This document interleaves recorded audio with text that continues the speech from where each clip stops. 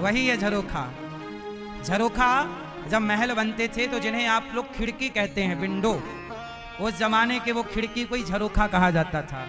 राम झरोखा बैठ के, मतलब राम जी अपने खिड़की में बैठकर सबका मुजरा लें, मतलब सबका काम देख रहे हैं, और जाकी जैसी चाकरी, मतलब जिसका जितना काम करना है उसका उस हिसाब से फल दे रहे हैं भगवान। ये हम जितनी मेहनत करेंगे, अच्छा ये बताओ हमारे कर्मों का फल कौन देगा? आप मेहनत करिए, कर्म करिए, आपके कर्मों का फल कौन देगा? इसलिए कर्म फल भगवान देंगे। आप कर्म करो, इसलिए फल को ना देखो, कर्म मन लगा के करो, फल बेहतर देंगे ही। हम अपना काम करते हैं, क्या देंगे क्या नहीं देंगे भगवान जाने, भगवान का काम जाने। हमने कभी नहीं सोचा कि क्या मिलेगा, हमने केवल मन लगा के बेहतर कर्म किए हैं। क्या मिलेगा क्या नहीं मिलेगा, क्या फायदा होगा क्या नुकसान, इस पर हमने कभी ध्यान नहीं दिया। काम करना है बस। तो भगवान ने शकटासुर को मारा, फिर तृणावर्त आया, तृणावर्त को मार गिराया, बवंडर के रूप में आया, मार डाला। अब भगवान का नामकरण संस्कार करने गर्गाचार्य जी आए। गर्गः पुरोहितो राजन यदु नाम सुमहातपा। आज गर्गाचार्य जी आए और भगवान का नामकरण कर रहे हैं। क्या नामकरण किया? अयम ही रोहिणी पुत्रो रमयन सुहृदयो गुणैः। ये रोहिणी आपके पुत्र का नाम होगा राम, पर बल अधिक होने से लोग कहेंगे बलराम। देवकी माँ के बच्चे को रोहिणी और देवकी माँ के बच्चे को रोहिणी माँ के गर्भ में ट्रांसफर किया गया तो नाम होगा संकर्षण। क्या नाम होगा? और यशोदा आपके बेटे का नाम होगा कृष्ण। कर्षति इति कृष्णः, जो सबके चित्त को अपनी ओर चुरा लें। भगवान चोर हैं।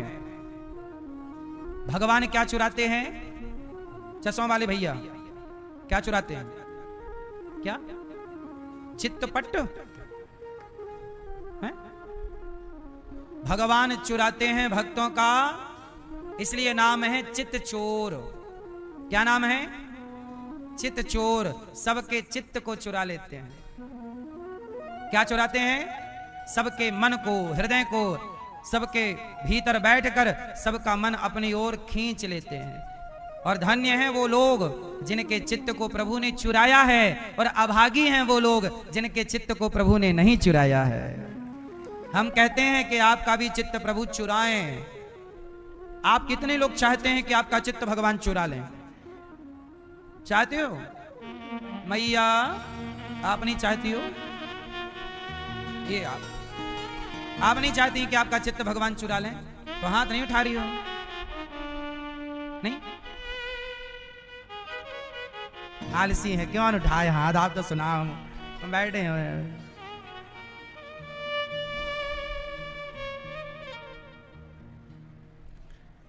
भगवान चित्त चोर हैं। गर्गाचार्य जी ने नामकरण किया। अब भगवान थोड़ा बड़े भये और बड़े होकर भगवान ने ना मैया मैया कहना शुरू किया। मैया मैया मैया मैया। अब जैसे ही मैया कहा, यशोदा मैया तो फूल के है ना गुब्बारा हो गई, मेरे लाल ने मुझे मैया कहा। सूरदास जी गा रहे हैं, भगवान हाँ कहने लगे मोहन मैया मैया। अच्छा आप लोग क्या कहते हो अपनी माँ को? बेटा आप क्या कहते हो अपनी माँ को? आप बता। मम्मी। आप क्या कहते हैं? Mummy mummy. आप? मम्मी।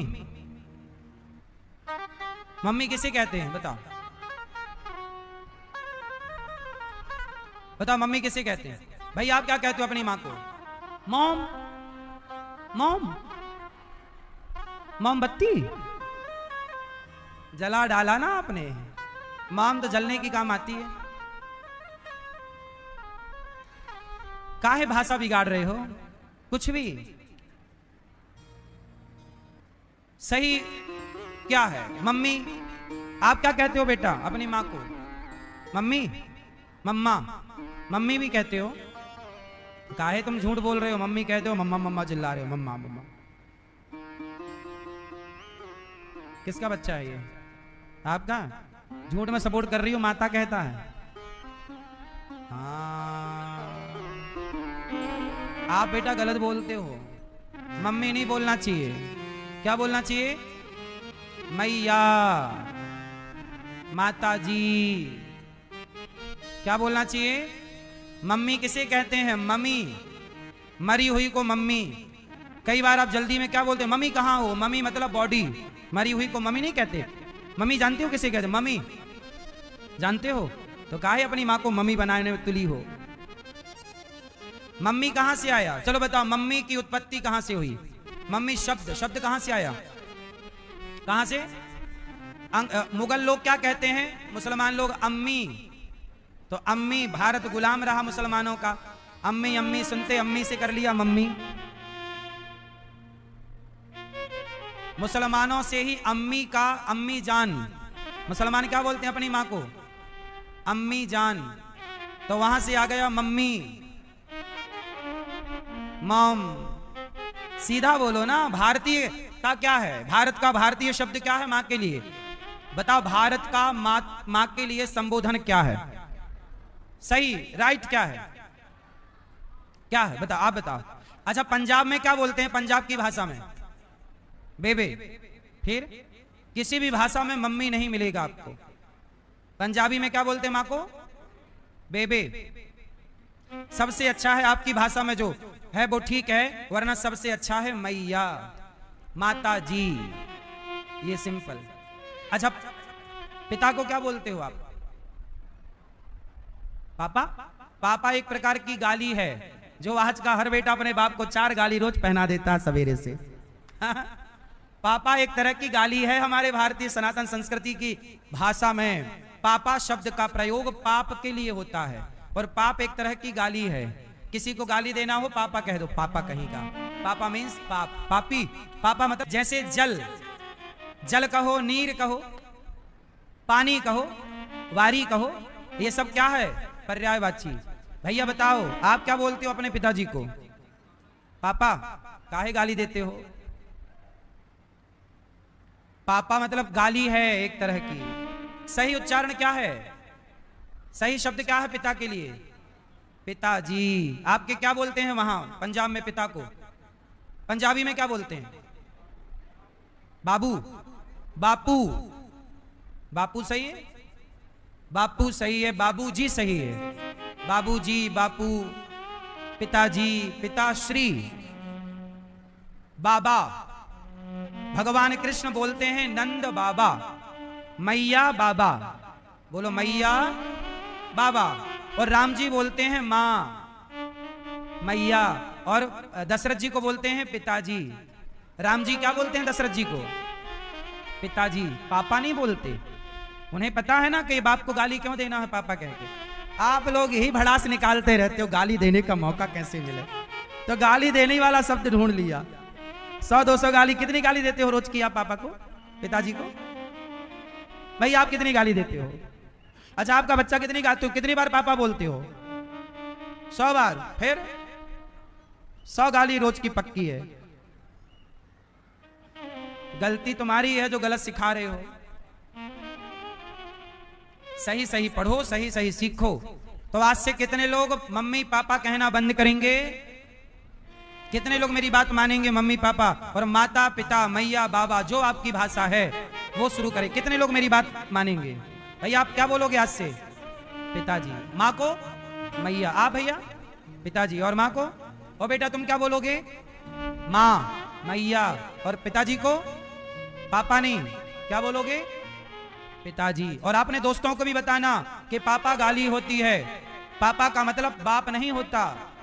पापा का मतलब बाप नहीं, पाप होता है।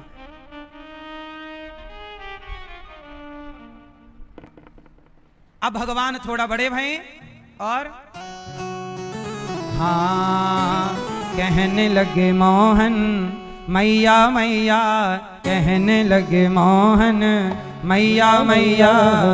पितानंद सो बाबा बाबा, अरु हलधर सो भैया भैया कहने लगे मोहन, मैया मैया।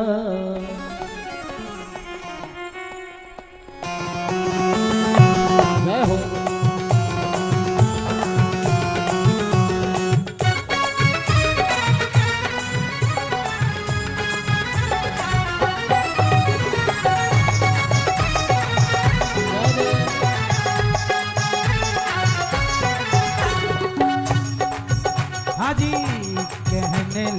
मोहन मैया मैया कहने लगे मोहन मैया मैया कहने लगे मोहन मैया मैया कहने लगे मोहन मैया मैया पितानंद सो बाबा बाबा पितानंद सो बाबा बाबा पितानंद सो बाबा बाबा पितानंद सो बाबा बाबा अरु हलधर सो भैया भैया अरु हलधर सो भैया भैया कहने लगे मोहन मैया मैया कहने लगे मोहन मैया मैया कहने लगे मोहन मैया मैया कहने लगे मोहन मैया मैया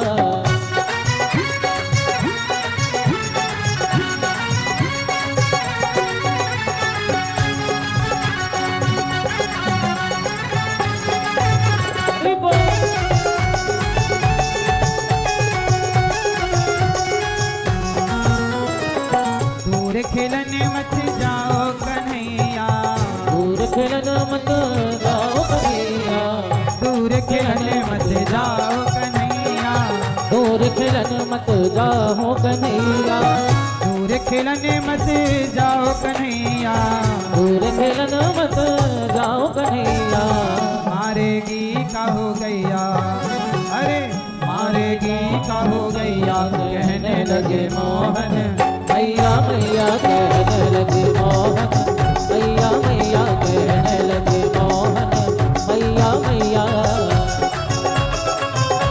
जय हो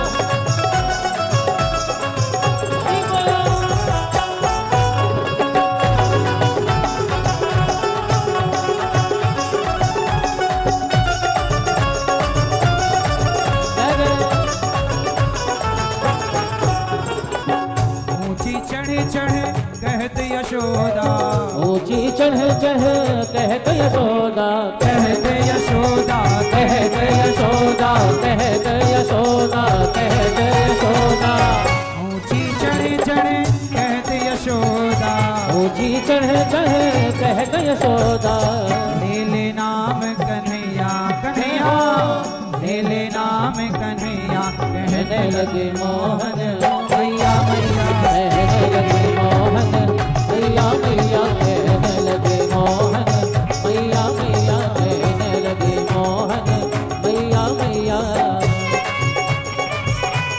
जय हो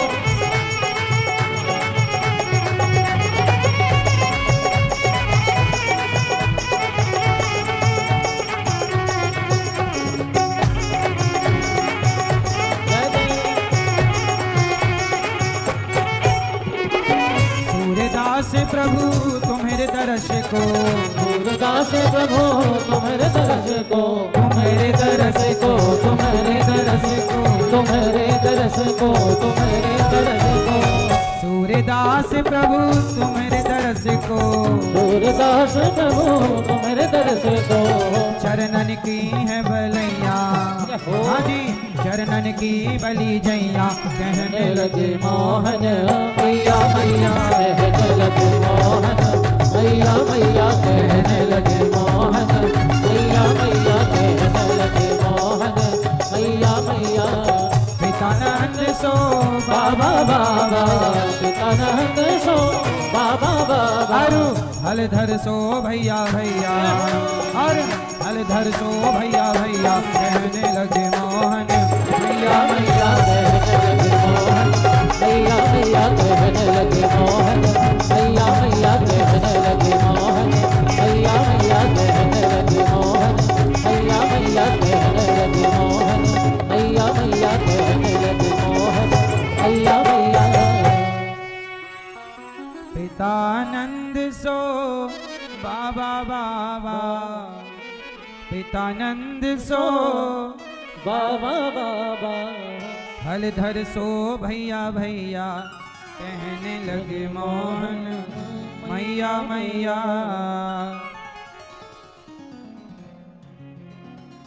भगवान ने नाम पाया कन्हैया। अब भगवान थोड़ा बड़े भय, मैया कहवे लग गए, ग्वालों के घर सखियों के घर घुस घुस के माखन खाए भी लग गए। भगवान माखन खा रहे हैं, सखियों ने मटकी बांध रखी है ऊपर, भगवान ग्वालों का गोला बनाते हैं, छींके पर चढ़ते हैं, मक्खन निकालते हैं, ग्वाल वालों में बांट देते हैं, स्वयं खा जाते हैं। सखियां जाती हैं मटका ले लेके मथुरा बेचने, माखन से भरा। भगवान पेड़ पर चढ़ जाते हैं, पत्थर मारते हैं, मटकी तोड़ते हैं, और सखियां जब वहीं टूटी मटकी छोड़कर जाती हैं तो मक्खन खाने लग जाते हैं। भगवान गोपियों को परेशान करते हैं, परेशान नहीं, परेशानी गोपियों को कुछ होती नहीं है, वह परेशानी भी एक लीला है। लीला मतलब माखन चुराना, मटकी तोड़ना। गोपियां शिकायत करती हैं, मैया तेरे कन्हैया ने आज मटकी तोड़ दी, आज घर में घुस के मक्खन खाए लियो, मैया तेरो लाला बिगड़ गया। अब मैया से शिकायत कर रही हैं। अब मैया आवाज लगा रही है, कन्हैया ओ बेटा, कन्हैया। कन्हैया बोले हाँ मैया। मैया क्या हुआ? अरे लाला तेरे शिकायत करवे की टाइम गोपियां आई हैं। मैया सारी सखियां झूठ कहें। अच्छा तू ही सच्चो है? मैया क्या शिकायत करें? अरे सब गोपियां कह रही हैं तूने माखन चोरी करके खाया। मैया तू ही बता, जब मेरे घर में इतनो मक्खन है, इतनो दूध दही है, तो मोको चोरी करके खाए की जरूरत ना है। भैया मैया बोली लाला सो बात तो तू ठीक कहे। तो मैया गोपियों से बोली कि सुनो, जब तक तुम मेरे लाला को रंगे हाथों नाए पकड़ोगी, तब तक हम तुम सबन की बातन को भरोसा नाए करेंगे। जाओ हमारे लाला को पहले रंगे हाथ पकड़ो। अब गोपियां कन्हैया से कहती हैं, कन्हैया यहाँ आओ, तुम हमसे माखन जितना खाना हो मांग लिया करो। कन्हैया बोले सखी सुन, वैसे तो हमारे घर में माखन बहुत है, पर चोरी करके माखन खाए हुए को जो आनंद है ना, वो ऐसे मांग के खाए हुए में आनंद ना है। सखियां बोली तो लाला तू चोरी करेगो? कन्हैया बोले हाँ यही समझ चोरी करेंगे।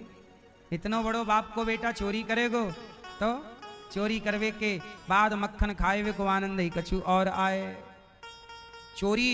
अब भगवान ने ग्वाल वालों को बुलाया, 25-50 बच्चों को इकट्ठा किया, हमारी टीम में आओगे? हाँ आएंगे। क्या करोगे? चोरी। कुछ बच्चे बोले नहीं नहीं हम ईमानदार बच्चे हैं, हम चोरी नहीं करते। भगवान ने पकड़ा उनको, और पकड़ करके भगवान ने चिटकोटी काटी। छोटी चोरी ना करेगो, देख कितना दुबलो पतलो है गयो तेरी मैया तो को खाए भी तो दे ना, सबरो मक्खन ले जाए के मथुरा बेचावे राजन को। अब तो सबको भगवान ने तैयार किया, चोरी की योजना बनाई। और एक सखी का नाम था नैना। अब नैना नाम की सखी गई यमुना में पानी भरने, घर खाली है। भगवान बोले चलो। भगवान घुसे खिड़की के द्वार से, छींके पे रखा मक्खन निकाला, खाया, और खा के मटका खाली हुआ तो पानी भर के ऊपर टांग दिया। मटके में क्या भर दिया? पानी। और चुपचाप खा पी के मुंह पहुंच के बाहर आ गए। अब सखी आई, और सखी आई तो बाकी सखियां बोली चलो मथुरा चल रही है मक्खन बेचने, तुम भी चलो। तो नैना सखी अपनो मटका निकाली और देखी ना है, और भरो मटका तो भर के चली सिर पे, चली। और जब चली तो मटका छलकवे लग गए, आधा मटका छलकता। सखी बोली कि लाली ये मटका तो छलके, अब तो का है या मटके में? अरे मक्खन है और का है? अरे देख तो सही, नीचे खोला तो पानी। अब नैना बोली राम राम मेरे मटका में पानी कहाँ ते आए गयो। अब दूसरी सखी बोली लाला मोकू तो लगे या कन्हैया की करामात है, वही सबन के घर में घुसे और हमें तो लगे हमारो मक्खन बिल्ली खा जाए। पर एक दिन मैंने अपने घर से नंद के छोरा को भागते भाई मैंने अपनी आंखन से देखी, तब मोको यकीन भयो कि लाला ये बिल्ली कछू ना है, नंद को छोरी बिल्ली बन के खावे, हम सबन के घर में मक्खन खा जाए। अब सारी सखियां कन्हैया को बुलाते, कन्हैया यहाँ तू माखन चोरी करे और मटके पे पानी भर दे। अरे सखी काय को झूठो नाम लगा रही है, बदनाम किए जा रही है, चोरी को बदनाम है जाऊंगो तो मेरे से ब्याह कौन करेगो? चोर ना कहो, मैं मुँह कहो करो। हाँ मैया बहुत मारेगी, ये लाला ताने चोरी को कलंक लगा ली अपने माथे। अब सारी सखियां गई शिकायत करने, अरे मैया का है गो तेरे लाला ने बछड़ों को खोल दिया खूंटे से। मैया बोली खोल दिया तो तुम जाओ दूध दोह लो। आ समय वत्सान मुंचन क्वचित समय, तो मैया बोली गुस्सा क्यों करो? बोले क्रोध संजात हासह, जब हम यहाँ पे गुस्सा करें तो हमारी तरफ देख के ही करके हंसे, और जैसे ही हंसे हम सारो गुस्सा भूल जाएं। अच्छा, ये भगवान माखन आखन क्यों चुराते हैं जानते हैं? ये गोपियों को सुख पहुंचाते हैं। जो गोपियां भगवान का दर्शन नहीं कर पाती वो शिकायत के बहाने घर आती हैं यशोदा के, और लाला का जी भर के दर्शन करती हैं। गोपियां मटका उतना ही ऊपर लटकाती हैं कि जहां आसानी से कन्हैया माखन तक पहुंच पाए और खा सकें। ऐसे मैया और ऐसे दिव्य भगवान कृष्ण कन्हैया। अब भगवान श्री कृष्ण दिव्य माखन लीला कर रहे हैं। एक दिन भगवान ने माटी खाई। यशोदा मैया बोली लाला तूने माटी खाई है? मैया मैंने तो ना खाई।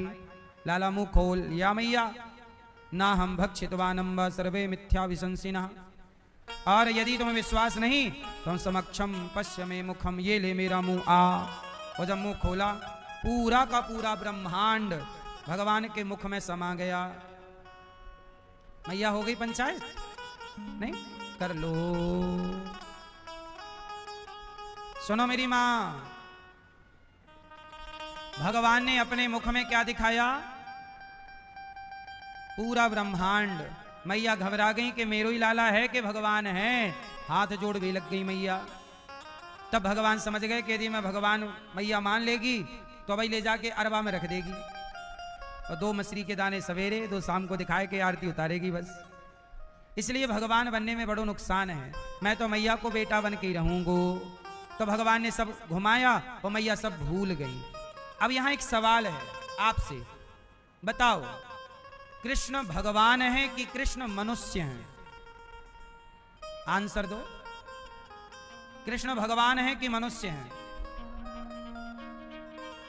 मैया आप बताओ दोनों। मैया कौन है? कृष्ण हैं? कौन है भैया? हाँ मैया आप बताओ कौन है? भगवान है कि कौन? मैया आप बताओ। मैया कृष्ण कौन है? अच्छा भगवान है, तो भगवान होने का प्रमाण क्या है? यदि ये बात कोई आपसे मैं ये सारी बातें इसलिए बताता रहता हूं कि कल को आपसे कोई सवाल करे तो आप उत्तर दे पाए। कृष्ण भगवान है, क्या सबूत है कि कृष्ण भगवान है? कोई आपसे ऐसा पूछ ले राम के भगवान होने का सबूत क्या है? कृष्ण भगवान है, क्या सबूत है? आओ मैं प्रमाण देता हूं, सबूत देता हूं। पहला सबूत, इतने से मुख में पूरा ब्रह्मांड कोई मनुष्य नहीं दिखा सकता। 6 दिन का बालक जहर पीकर जहर पिलाने वाली पूतना को मार डाले, ये सामान्य बालक नहीं कर सकता। 1 उंगली से पहाड़ कोई मनुष्य तो नहीं उठा सकता। यदि उठा सकता है तो आप उठाओ। इसका मतलब कृष्ण जो हैं वो मनुष्य के रूप में भगवान लीला करने आए हैं। अब सवाल ये खड़ा हुआ कि फिर वो कौन लोग हैं जो कृष्ण को मनुष्य कहते हैं? आओ वो कौन लोग हैं मैं आपको एक उदाहरण देकर समझाता हूं। एक आदमी कुएं में गिर गया। बोलो हाँ। एक आदमी कुएं में गिरा तो दूसरा आदमी कुएं में उतरा गिरे हुए को बचाने। गिरे हुए को, एक कुएं में गिरा और एक कुएं में उतरा, और जब उतरने वाला भी नीचे पहुंचा तो कुएं में कितने हो गए? 2। तो ऊपर से किसी ने कहा भाई साहब कुएं में 1 नहीं 2 गिरे हैं।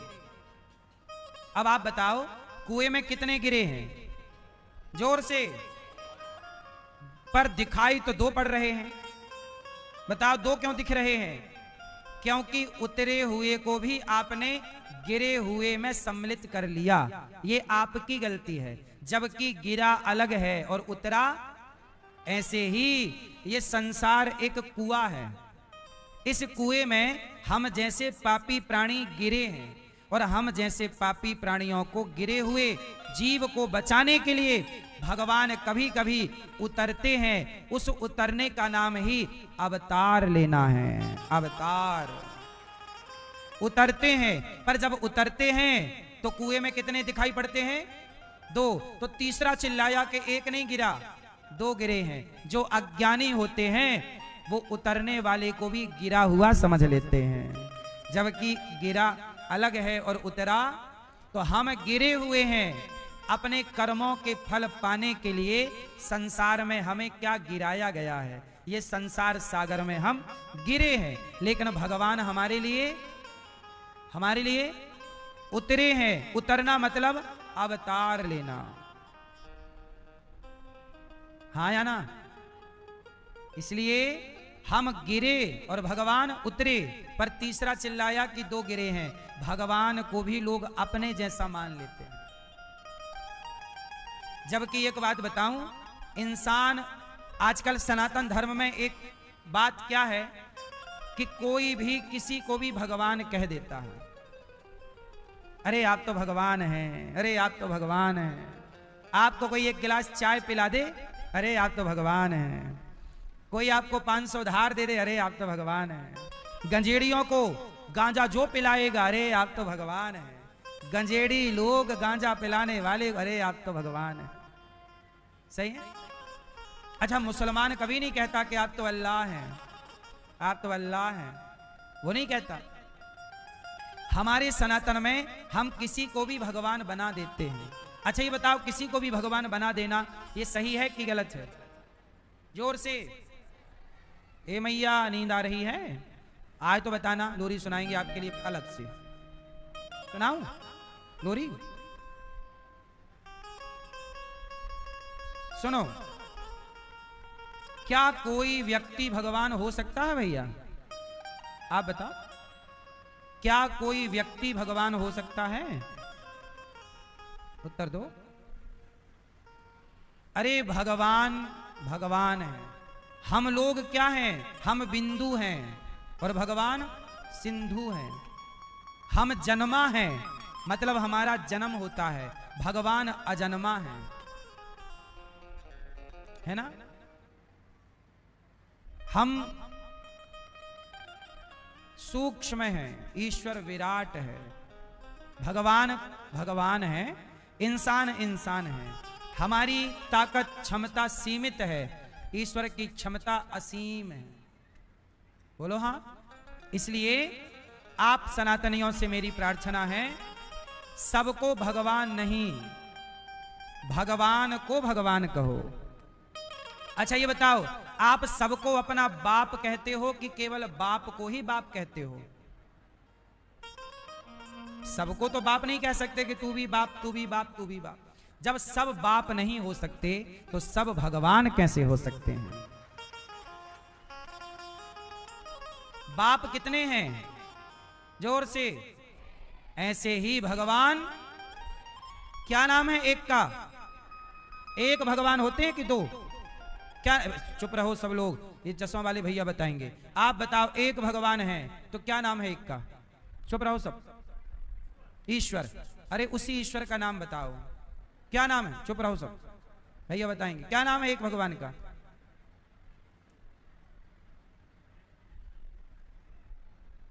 सनातन की हालत ये है, आप अपने भगवान को जानते भी नहीं। नाम आपने सही लिया पर कॉन्फिडेंस नहीं, कंफ्यूज हो आप। सोचिए, मुसलमान का बिल्कुल क्लियर है एक अल्लाह, पर हिंदू से पूछा जाए तेरा एक भगवान कौन है, वो घबरा जाता है, कंफ्यूज हो जाता है। और ये कंफ्यूजन किस लिए? क्योंकि आप ठीक से ना पढ़ते हो आध्यात्म को, धर्म को, और ना तो सत्संग करते हो। तो मैं आपको क्लियर 1000 बार कर चुका हूं, फिर कह देता हूं, सनातन में भी एक ही परमात्मा है और एक का नाम है भगवान नारायण। वही नारायण त्रेता में राम बन जाते हैं और द्वापर में श्री कृष्ण हो जाते हैं। वही नारायण प्रहलाद के लिए खंबे से प्रकट होकर नरसिंह बन जाते हैं। वही वामन बनकर राजा बलि को 3 पग भूमि मांग लेते हैं। अब इतनी सी बात लोग नहीं समझ पाते। कुछ हिंदू क्या कहते हैं कि राम अलग हैं, कृष्ण अलग हैं। अलग अलग वो कहते हैं जो अज्ञानी हैं। राम और कृष्ण में कोई भी अंतर जो त्रेता के राम हैं वही द्वापर के। अब कुछ लोग कहते हैं बताओ राम में कितने गुण हैं और कृष्ण में कितने गुण हैं, बताओ बताओ, राम के कितने गुण और कृष्ण के कितने गुण बताओ, कौन बताएगा? आप बताओगे। और 16 कला किसमें और कृष्ण में कितनी? कुछ भी क्लियर नहीं है। जब दर्पण क्लियर ही नहीं है तो दिखाई कैसे पड़ेगा? लोग कहते हैं कि राम में 16, कृष्ण में 16 कलाएं हैं, 16 गुण, और राम में 12 कलाएं हैं, जबकि ये बात असत्य है। अब सत्य क्या है वो सुनो। राम में कितने गुण हैं? क्या राम के गुण गिने जा सकते हैं? क्या कृष्ण के गुण गिने जा सकते हैं? कृष्ण की कलाएं 64 कलाएं तो भागवत जी में लिखी हैं, तो 64 कला जिसकी हो उसे 16 कलाओं में क्यों बांधना है? भगवान के गुण और भगवान की कलाएं अनंत हैं। हरि अनंत हरि कथा, तो फिर ये क्यों उठा कि 16 और 12? इसका भी एक रहस्य समझाता हूं, सुनो। भगवान राम सूर्यवंशी हैं, राम सूर्यवंशी हैं, और सूर्य की कलाएं 12 होती हैं। सूर्य की कितनी कलाएं? सूर्य 12 राशियों में चलता है। मेष, कभी मेष में, कभी मिथुन में, कभी कन्या में, कभी कर्क में, कभी मीन में राशियां होती हैं, कभी तुला में, कभी वृश्चिक में।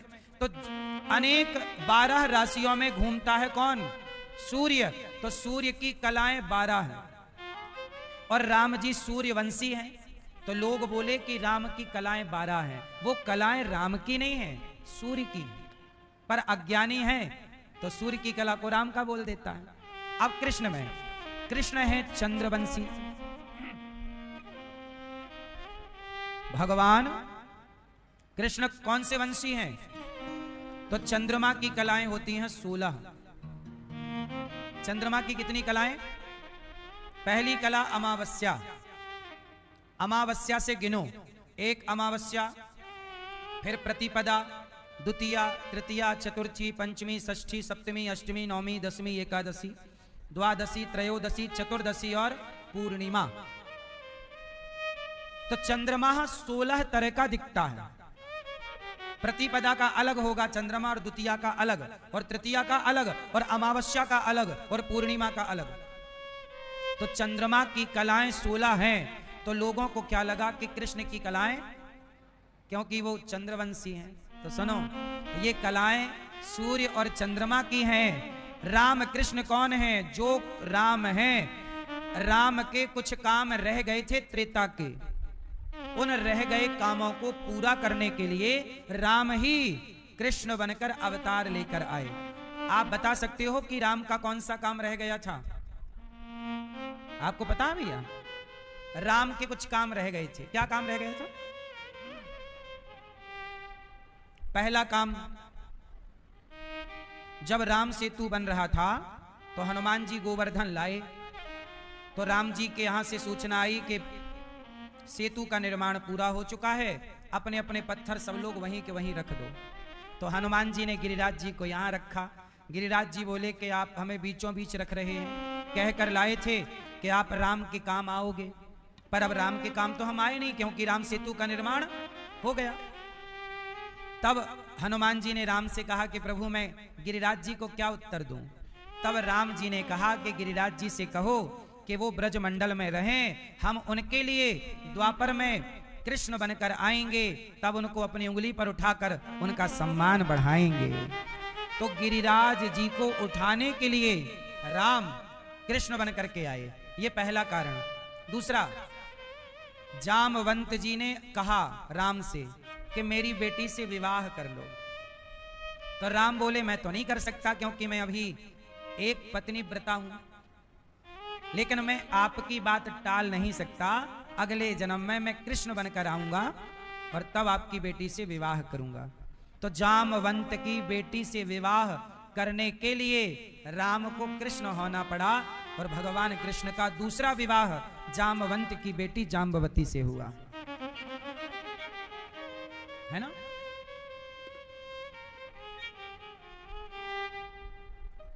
समझ में आ रही है कि नहीं? और कारण बताऊं कि और बताऊं?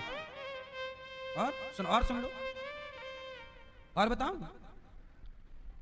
जब राम जी से रावण की बहन को राम से प्यार हो गया,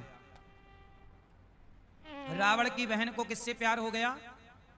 राम से। सूपनखा राम से कहती है आई लव यू।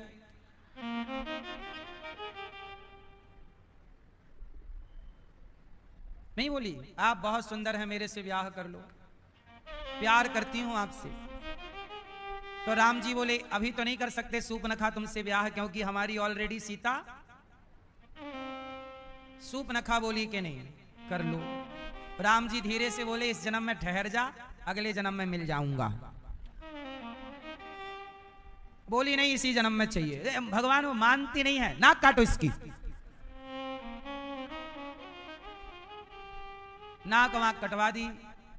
फिर वही सूपनखा जब रावण मर गया तो सूपनखा पुष्कर चली गई, और पुष्कर में 10,000 साल तक घोर तपस्या की। कौन? सूपनखा। ब्रह्मा जी आए, वरदान मांगो। सूपनखा बोली ब्रह्मा जी मुझे राम की पत्नी होना है, मुझे राम चाहिए। अब ब्रह्मा जी के डिपार्टमेंट तो था नहीं, ये उनका हिसाब किताब नहीं है। राम जी को कहा प्रभु ये आपको चाहती है, अभी भी छोड़ी नहीं है आपका चक्कर। राम जी बोलो कह दो अगले जन्म में मिलेंगे। उसके लिए राम जब कृष्ण बनकर आए तो यही सूपनखा कुब्जा बन करके आई, और कुब्जा से चंदन लेकर भगवान ने उस कुब्जा की कुंवर ठीक की, और कुब्जा पर कृपा की भगवान ने। तो कुब्जा के लिए अर्थात सूपनखा के लिए जो त्रेता की कुछ लीलाएं अधूरी थीं वो द्वापर में पूरी हुई। तो जो कृष्ण है वही राम है, और जो राम है वही कृष्ण है, और वही नरसिंह हैं जो प्रकट हो गए खंबे से। तो भगवान कितने हैं? एक। क्या नाम है? भगवान श्रीमन नारायण, एक ईश्वर। दो का कोई कॉन्सेप्ट सनातन में नहीं। तो कुएं में दो गिरे, गिरा एक पर दूसरा उतरा, ऐसे ही हम गिरे प्राणियों को बचाने भगवान अवतार लेते हैं, उतरते हैं। मैया कन्हैया को मिट्टी खाए हो, मुंह दिखाया ब्रह्मांड दिखा लेकर चली गई। एक दिन कन्हैया को अपना दूध पिला रही है मैया, और पालने पर झूला झुला रही और सुला रही। चंदन का है पलना, रेशम की है डोर, और वृंदावन में झूला झूले नटवर नंद किशोर। आज मैया झुला रही हैं और अपना दूध पिला रही हैं। राजा परीक्षित जी ने सवाल किया कि गुरुदेव आखिर मां यशोदा ने ऐसा कौन सा पुण्य किया कि जिस पुण्य के कारण जगत के पालनहार भगवान मैया के बेटा बन करके आ गए। तब कहा मैया यशोदा के पिछले जन्म की कथा किस किस ने सुनी है? मैंने बहुत लोगों को कई बार, किस किस को पता है यशोदा मैया पिछले जन्म में क्या थी? किस किस को पता है? जिसको पता है वो हाथ उठाओ। आपको पिछली बार नहीं सुनाए थे? याद नहीं है? इसलिए पिताजी बार बार भागवत करवाते हैं हर साल। जब तक छोरा को याद नहीं हो जाएगी सब बातें तब तक मैं कराता रहूंगा।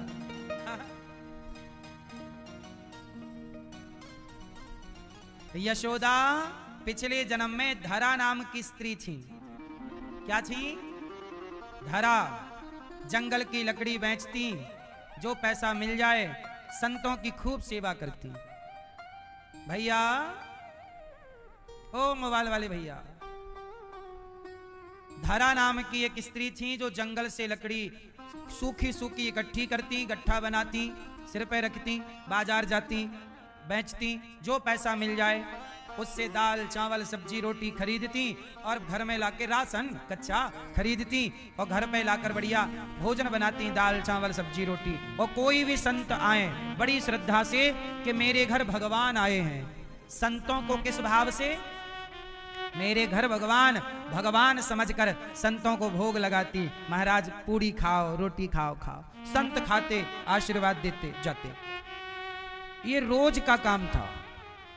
माता धरा ना तो निंदा करती, ना तो चुगली करती, अपने आप को बिजी रखती। किसमें बिजी रखती? सेवा में। साधु संतों की काय की सेवा? अन्न सेवा। इसलिए आपसे कहता हूं, आप भी अपने आप को बिजी रखो, सेवा से जोड़ करके रखो। माता धरा संतों की खूब सेवा करती। एक दिन भगवान परीक्षा लेने आ गए। हमारे भगवान भी परीक्षा बहुत लेते हैं, और परीक्षा ना लें तब भगवान का भक्त समाज में चमकेगा कैसे? भक्त को चमकाने के लिए, भक्त का यश बढ़ाने के लिए भगवान अपने भक्त की परीक्षा लेते हैं। माता धरा की परीक्षा लेने आए भगवान, संत बन करके आए। और संत बनकर तब आए जब माता धरा के घर पे अन्न का एक भी दाना नहीं था। संयोग से आज भोजन की व्यवस्था नहीं थी, क्योंकि संत लोग भोजन करके जा चुके हैं। एक मंडली खा पी के चली गई, घर का राशन हो गया खत्म। अब दूसरे शाम टाइम संत आ गए। अब संतों ने कहा माता बड़ी भूख लगी है, माता के घर में तो अन्न का दाना था नहीं। तो माता बोली आप स्नान करो, मैं आपकी व्यवस्था करती हूँ। गांव में मांगने गई कि भैया उधार दे दो, थोड़ा सा दे दो, संत आए हैं कुछ दे दो। सबने मना कर दिया। एक व्यक्ति मिला, बोला मैं पैसा दे तो दूंगा, पर बदले में तुम्हें कुछ देना पड़ेगा। माता धरा बोली मैं क्या दे सकती हूँ, मेरे पास कुछ नहीं है, पर मैं जंगल की लकड़ी बेचकर ब्याज सहित तुम्हारा पैसा चुकाऊंगी। तुम मुझे कुछ पैसे दे दो, इतना दे दो कि 5 संत आए हैं, 5-10 संत जो भी आए हैं उनका भोजन हो जाए, मैं तुम्हारा चुका दूंगी और ब्याज सहित चुकाऊंगी। पर वो आदमी बोला कि नहीं, तुम्हें अभी चुकाना पड़ेगा। माता धरा बोली अभी तो कुछ नहीं है मेरे पास। उस व्यक्ति ने कहा है क्या? तो उस व्यक्ति ने कहा कि तुम इतनी सुंदर हो, तुम्हारे स्तन इतने सुंदर हैं, यदि तुम अपने स्तन हमें दे दो तो हम तुम्हें जरूर पैसा दे देंगे। अब देखो उसकी नियत कहां चली गई। माता धरा समझ गई उसके गलत विचारों को, पर करती क्या? संत खड़े हैं द्वार पर। माता धरा ने सोचा कि ये शरीर का टुकड़ा मांग रहा है, मांस, चमड़ा, इसे चमड़े से प्यार है, चमड़ा मांग रहा है। माता धरा बोली ठीक है, तुझे मेरे स्तन ही चाहिए? बोले हाँ तुम्हारे स्तन चाहिए। माता धरा ने चाकू उठाई और अपने स्तनों को चाकू से काट दिया, और काट कर मांस का टुकड़ा उस व्यक्ति के हाथ में रखा। तुझे मेरे स्तन चाहिए, ये ले। अब मेरे द्वार पे संत खड़े हैं, भूखे हैं, जल्दी से पैसा। उतना ही पैसा लिया जितने की जरूरत थी। वो आदमी तो अवाक रह गया, कुछ बोल ना पाया। माता तुरंत बाजार से सामान खरीदती हैं, भोजन बना, देखो छाती कटी है, कपड़ा पड़ा लपेट लिया और भोजन बनाया, संतों को परोसा। संतों ने देखा कि रक्त की धारा बह रही है। माता ये रक्त कैसा? माता बोली पहले प्रसाद पाओ तब बताऊंगी। संत बोले नहीं। अच्छा वो संत नहीं थे, भगवान थे। भगवान ने तो परीक्षा ले रहे थे ना कि जब आपके घर पर भोजन होगा तब आप हमें भोजन कराओगे, पर जब आपके घर नहीं होगा तब अतिथि सेवा आप करते हो कि नहीं, और करते हो तो कैसे करोगे, इसको जानने के लिए, भक्त की परीक्षा लेने के लिए भगवान आए। अब माता धरा ने देखा कि मेरे घर में अन्न का दाना नहीं पर भोजन कराना है, तो सेवा के लिए अपने शरीर का अंग दान कर दिया। लो, अब माता धरा ने कहा कि महाराज घर में था नहीं कुछ, आप भूखे थे, सामने वाले से पैसे मैंने उधार मांगे, उसने कहा कि तुम सुंदर हो, स्तन दे दो, तो मैंने अपने स्तन दे दिए। मैं क्या करती इस चमड़े का? एक दिन तो ये चिता पर जल ही जाएगा, पर मेरे द्वार से संत चले जाएं, ये मुझे अच्छा नहीं लगता। मुझे क्या करना? देखो सेवा करने वाली माता धरा अपने शरीर से प्यार नहीं किया। किससे प्यार किया? सेवा से। क्यों किया? क्योंकि संतों के रूप में वो संत को देखती ही नहीं, वो तो हर संत में भगवान का दर्शन करती थी। और आज सच्ची के भगवान जी आ गए, और जब मैया ने ये बात कही तो भगवान प्रकट हो गए और आंखों से अश्रु बहाने लग गए। भगवान श्रीमन नारायण प्रकट हो गए। माता तुमने सेवा के लिए, संतों की सेवा के लिए अपनी छाती काट दी। माता तुम्हारी सेवा से हम ऋणी हो गए हैं। अब तुम्हारा ऋण हम अगले जन्म में चुकाएंगे। तुम हमारी माता बन जाना, हम तुम्हारा बेटा बन जाएंगे और तुम्हारा दूध पीकर अगले जन्म में ऋण चुकाएंगे। वही धरा अगले जन्म में माता यशोदा बनी और यशोदा अपना दूध भगवान को पिला रही हैं। जो सबको तृप्त करते हैं आज उन्हें मैया तृप्त कर रही है। जो सबके पेट भरने वाले हैं आज उनका पेट मैया भर रही है, क्योंकि मैया ने दान किया था, क्योंकि मैया ने सेवा की थी। इसलिए कहता हूं, आपके द्वारा किया गया पुण्य और की गई सेवा कभी व्यर्थ नहीं जाएगी। इसलिए जब मैंने पहली बार ये कथा सुनी अपने गुरुजनों से, ये पहली कथा माता यशोदा के पूर्व जन्म की जो मैंने अभी आपको पूरी सुनाई, ये कथा जब मैंने पहली बार सुनी तो इस कथा का मेरे जीवन पे बड़ा प्रभाव पड़ा। मैंने सोचा कि माता धरा को सेवा करने से भगवान मिले तो मैं भी सेवा ही करूंगा, क्योंकि भगवान सेवा करने से मिल जाते हैं। इस कथा के बाद से दास अनिरुद्ध ने निर्णय लिया कि मैं भी बड़ा होकर सेवा करूंगा। ये कथा मैंने बहुत छोटे से मैं सुनी थी, जब मैं बहुत छोटा था। तो हमारे गांव में एक संत जी आए थे, उन्होंने ये कथा सुनाई थी हमारे गांव में। उस समय मैं छोटा बालक था, ज्यादा समझ तो थी नहीं, पर ये कथा सोचो मुझे तब की याद है। यही कथा स्वामी श्री करपात्री जी ने प्रयागराज में जब कुंभ का मेला लगा था, उस समय स्वामी श्री करपात्री जी ने यही कथा अपने श्रोताओं को सुनाई। तो वहां पर कुछ संत बैठे थे, उन संतों ने सुनी और संयोग से वही संत हमारे गांव आए वर्षों बाद। तो उन्होंने कथा सुनाई, तो यही यशोदा के पिछले जन्म की कथा सुनाई और श्रोता बन के मैं बैठा था, छोटा बालक था उस समय, मैंने सुनी और वही कथा आपको ये दास सुना रहा। और ये कथा केवल सुनाने के लिए नहीं है। मैंने इस कथा के बारे में जब सुना तो मैंने सोचा कि जब माता यशोदा को सेवा करने से भगवान मिले तो मुझे सेवा करने से क्यों नहीं मिलेंगे, आपको सेवा करने से क्यों नहीं मिलेंगे। इसलिए दास अनिरुद्ध ने गौरी गोपाल में केवल सेवा की और आज भी यहाँ पर गौरी गोपाल में संतों की, वृद्ध माताओं की, गायों की, गुरुकुल में बच्चों की, रसोई में आप भक्तों की, हर जगह गौरी गोपाल में केवल भक्तों की सेवा होती है। हम केवल सेवा करते हैं। कोई भी बच्चा हो, किसी का भी बच्चा हो, आप 20-25 दिन के लिए अपना बच्चा मेरे पास छोड़ दीजिएगा। आने वाले साल से यह योजना चालू हो सकती है।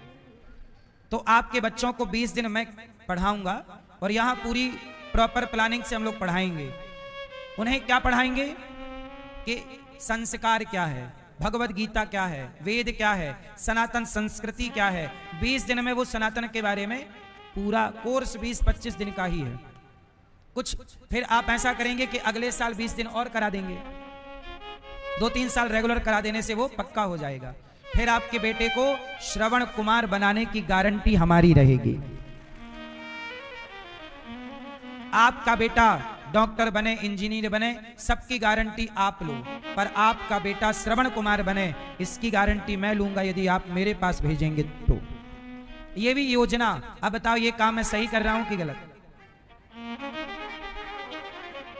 ये हर बच्चे के लिए, कोई बच्चा कितना भी बड़ा हो, 20 साल का हो, 25 साल का हो, 30 साल का हो, जो बिगड़ रहा हो उसे भी भेज दीजिएगा। मेरे से जितना संभालता बनेगा उसे संस्कार देकर मोटिवेट। अरे अर्जुन को कृष्ण ने क्या किया? मोटिवेट किया, बोले मैं युद्ध नहीं लड़ूंगा। आप कुछ नहीं होते, आपका मार्गदर्शक ही सब कुछ होता है। मैं कुछ नहीं हूं, मुझे मार्ग दिखाने वाले मेरे गुरुजन वही सब कुछ हैं। इसलिए अर्जुन कुछ नहीं है। अब अच्छा बताओ, अर्जुन के जीवन से कृष्ण को माइनस कर दिया जाए, हटा दिया जाए तो क्या बचेगा? इसलिए आप सब अर्जुन हो, पर आप सबको कृष्ण की जरूरत है, कृष्ण जैसे मार्गदर्शक की जरूरत है। इसलिए आपके जीवन में एक गुरु चाहिए, एक सही मार्गदर्शक चाहिए। तो मैं तो समाज के लिए जितना अच्छा सोच सकता हूं सोच भी रहा हूं, काम भी कर रहा हूं। अगले साल से पक्का है। अगले साल की गर्मी की छुट्टी, मतलब 1 महीना की छुट्टी कब होती है? जून में, 1 जून से लेके 30 जून तक, है ना।